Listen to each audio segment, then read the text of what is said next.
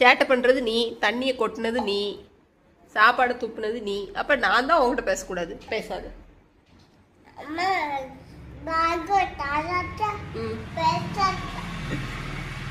Back தரலன்னா பேசாதையா. Back தர மாட்டேன். Back வாங்கி தர மாட்டேன்.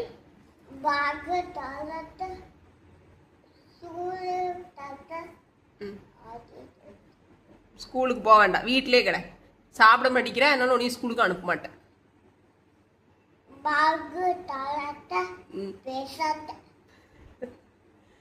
பேக் தரலன்னா பேசாத. பேக் தர மாட்டேன். பேக் வாங்கி தர மாட்டேன். பேக் எதுக்கு வேணும்? எங்க போகணும்?